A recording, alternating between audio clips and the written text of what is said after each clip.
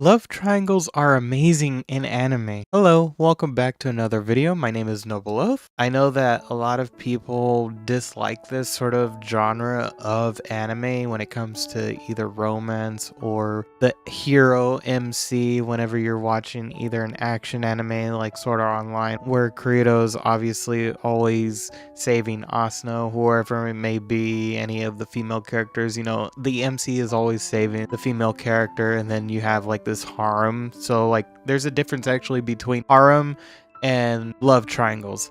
Love triangles is basically a sum up of, I've never seen it before, but two guys liking a single girl, or a single girl being liked by two guys, or two girls liking a single guy. And that's basically the construct of a love triangle in an anime term. Harem is basically where there's a whole bunch of girls liking a single guy. When I mean a whole bunch of girls, I mean like 7 or 8.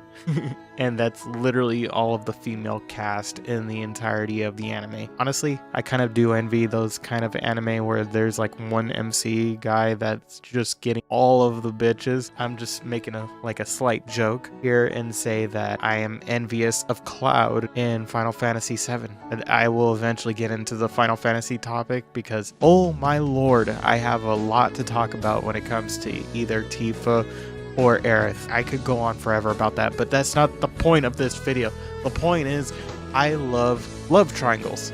I love love triangles. I know that sounds kind of weird. I've had this idea of an anime for quite some time that has not been adapted into anime at all. This story that I am thinking of is like having to do with this very popular girl, and I kind of thought about this story, and let me tell you guys what it would be like, because it's definitely come into my thoughts and it's never been shown off in an anime. I mean, I have a synopsis in mind that has never been seen at any light of day, but is a love triangle story, which I highly value because I myself am a writer and I love writing different stories, whether it be the smallest stories based on inspirations of other medias that I love watching, or if it's just solely creative on my own. Let me talk about my love triangle synopsis that I've been thinking about for quite some time. And when I mean quite some time, I literally mean like 3 years time. This literally has been in the making for myself since right after I started to think about doing voice acting. So the synopsis goes like this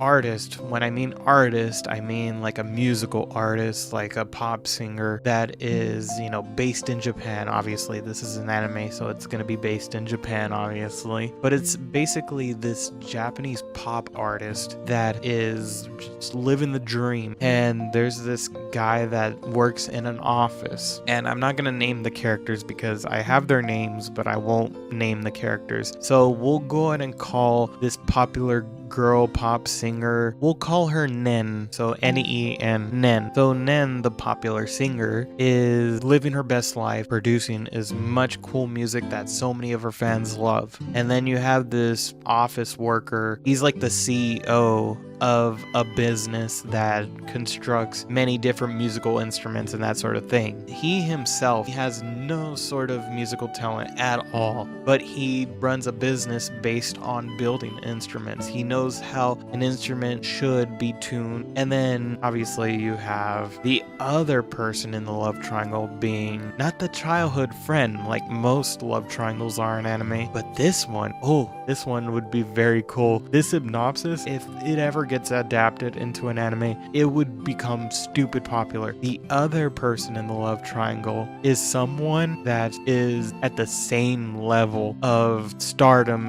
as that other idol Nen is, and we will call this other girl Non. So you have Nen and Non, but obviously I have names for these characters and I'm not going to say them. We'll call this office guy just MC for short, so that way it's more general based. So they basically find out that this guy, he runs his own business, but they don't just find out just because of that. You know how in most Japanese media, when you see idols and stuff like that, Japanese girl idols, they always have to disguise themselves in streetwear in order to not disclose themselves to the general public. Well, that's how Nen and Non are in that universe of anime, except they don't necessarily wear discreet clothing. They more or less show off what they love wearing, and it's kind of cool because they do wear the clothing that they like, but at the same time it's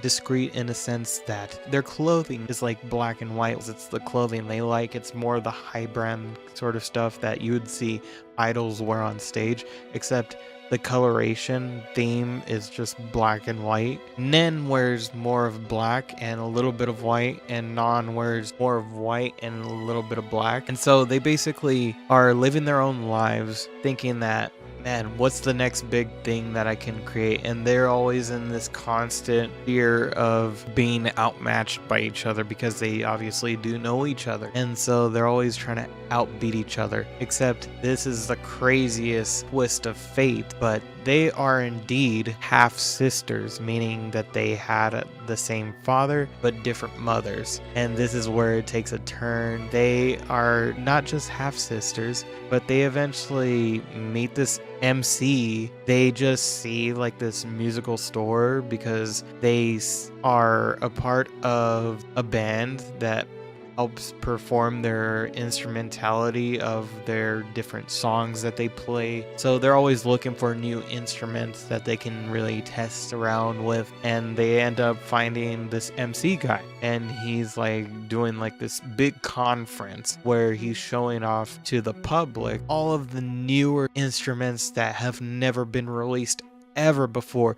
And they're both standing there, Nen and Non, and they're like, whoa, what is that? And who is that guy? And that's when it's a twist of fate that Nen is really in tune with looking at the instruments, and Non is like, who's that guy? Because Nen is the same way. She's like, ooh, who's that guy? But she's more interested in the instruments than anything else. And Non gets the chance to speak with him. They eventually go out for a drink. It basically moves into a path of going into that love triangle sort of story. This is based around the adulthood years, which I find to be very not present in anime, so that's why I picked it like that. But it's in a sense that people really take a look at how idol life and popularity affects not just children but adults, because I feel like Oshinoko really dives into how fame can affect